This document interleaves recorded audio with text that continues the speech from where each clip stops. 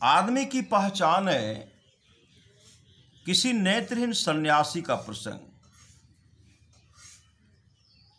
प्रसंग है कि एक बार सम्राट अपने वजीर, अंगरक्षक और कई सेना को साथ लेकर घनघोर जंगल में घूमने निकला।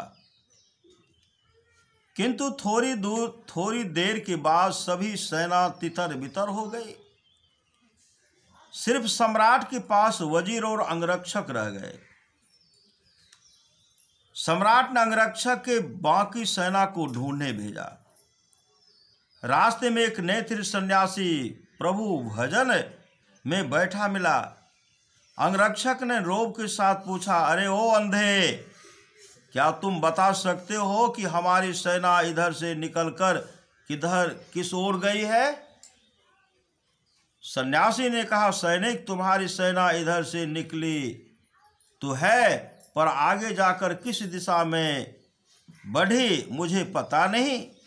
अंगरक्षक थोड़ा चकित हुआ, यह सन्यासी बिना देखे मुझे कैसे पहचान लिया, किंतु समयाभाव के कारण बिना रुके आगे बढ़ते गया। कुछ देर बाद अंगरक्षक के नहीं लौटने पर सम्राट ने अपने वजीर को पता लगाने भेजा। रास्ते में मंत्री को भी वह सन्यासी बैठा हुआ मिला।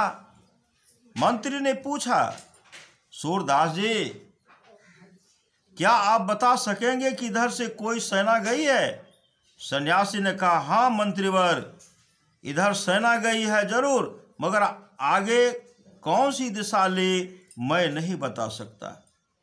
सन्यासी की बात सुन मंत्री चकित हुआ, पर कहीं देर न हो जाए इसलिए आगे चल पड़े।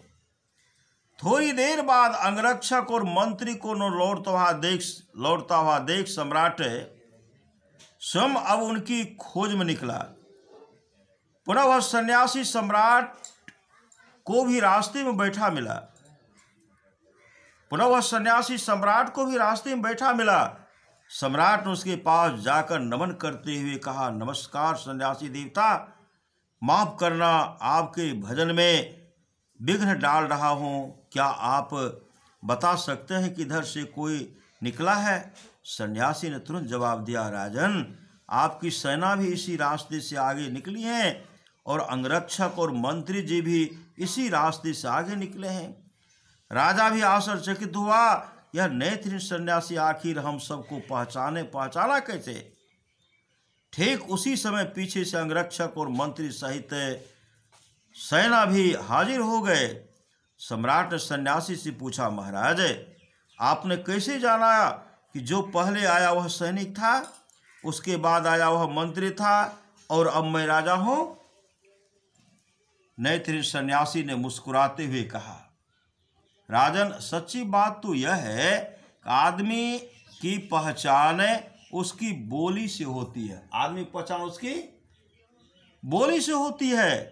पहले जो आया उसने अरे ओ अंधे कहा तो मैं समझा कि ये सैनिक होगा।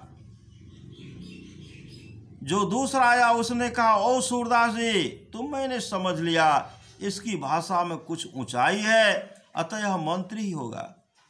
और तब आप आए, आपने भाषा के शिखर तक की नम्रता से मुझे संबोधित किया, अतः मैं समझ गया कि इतनी शालीनता तो राजा जैसे श्रेष्ठ नागरिक में ही हो सकती है। उस नेत्रहीन